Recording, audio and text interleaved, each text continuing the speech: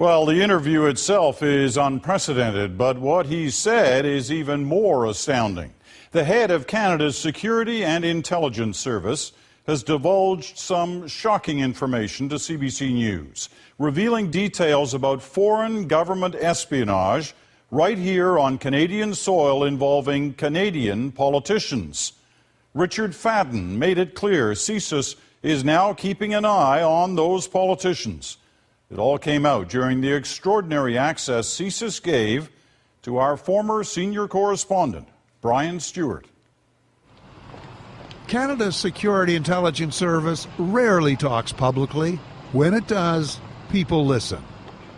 In an exclusive interview with CBC, the CSIS director Richard Fadden exposed foreign penetration right into Canadian politics.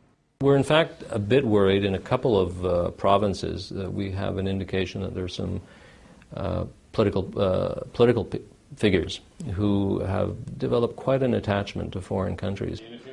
Fadden's most startling revelation: cabinet ministers in 2 unnamed provinces are under control of foreign governments, what are in espionage circles called agents of influence or secret supporters. So, for that matter, are several members of BC municipal governments.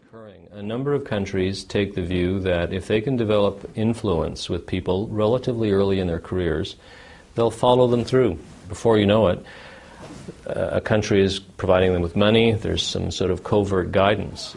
At least 5 countries are surreptitiously recruiting future political prospects in universities. China the most aggressively, but Middle East countries as well. It's not clear how much the government has been told, but leading intelligence experts today were startled by Fadden's timing on the eve of the G20 summit. It is possible CSIS feels compelled by a sense of profound national danger. But very important principles of the rule of law and governance may have been compromised. So in that sense, I think CSIS may feel that it wants to let the public know, and indeed let those individuals and governments know that they're being scrutinized.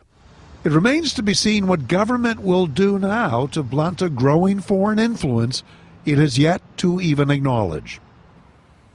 This is pretty stunning stuff. Absolutely. The intelligence experts I talked today said they've never heard anything quite like this come out, and they're absolutely baffled to a certain extent, but think it must be because, again, CSIS is profoundly worried at the amount of infiltration there is in this country. All right. Brian will be back with his second night on CSIS a little later in the program, and then I'll ask Richard Fadden for more details about his candid remarks concerning foreign espionage in Canada.